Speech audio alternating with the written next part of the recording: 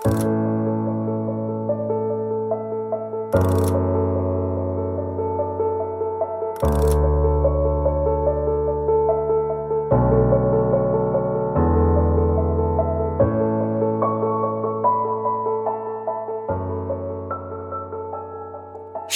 adalah sebuah pesta, karena itu ia penuh warna.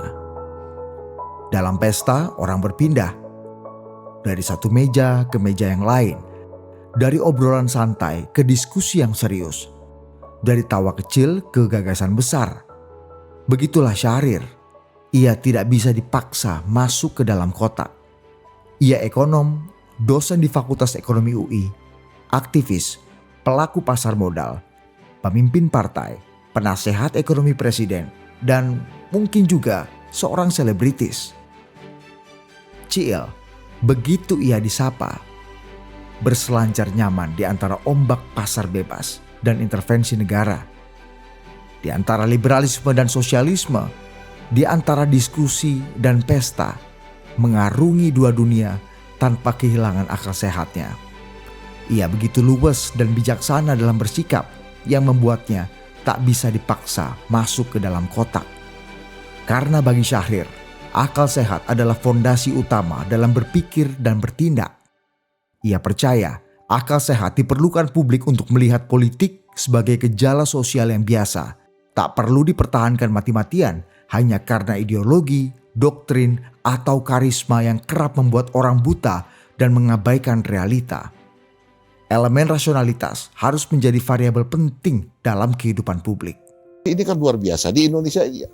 Kalau ada rekor Indonesia ada satu, buat utang yang terbesar, dua koruptor paling top. Itulah Indonesia. Nah kalau kita ngaca dan melihat diri kita kayak gitu kan wajah kita tidak terlalu rupawan kan gitu loh. Demokrasi yang sehat butuh asas rasionalitas. Karena dalam demokrasi, kepentingan dan konflik harus dikelola secara beradab.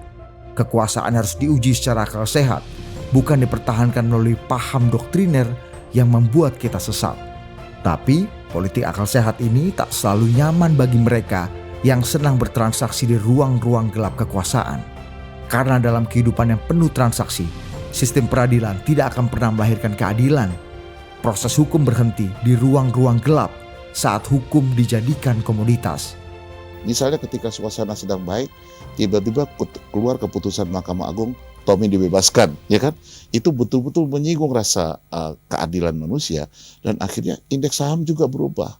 Juga apa yang disebut nilai tukar juga turut merosot. Inilah yang oleh Syahrir digambarkan sebagai black market of justice.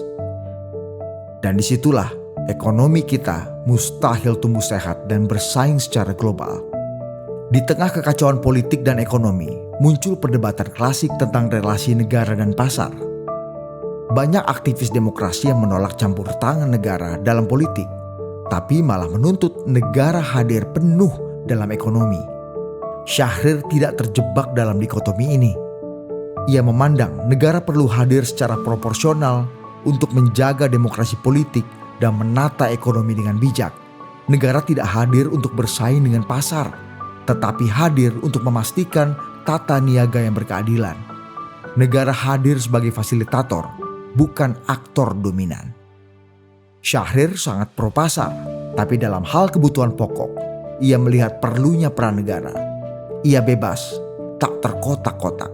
Jadi tidak per se anti subsidi, sama sekali tidak. Memang kita menyadari bahwa kita mengalami suatu defisit anggaran yang tidak terhindarkan. Dan karena itu subsidi dinyatakan dalam deklarasi ini kita terima. Memang itu harus ada. Namun kita tidaklah golongan yang sepakat dalam hal ini sebagai ekonom bahwa subsidi harus at all cost gitu. Subsidi harus juga mempertimbangkan masalah-masalah ekonomi yang nyata-nyata berlangsung akibat subsidi yang berlebihan.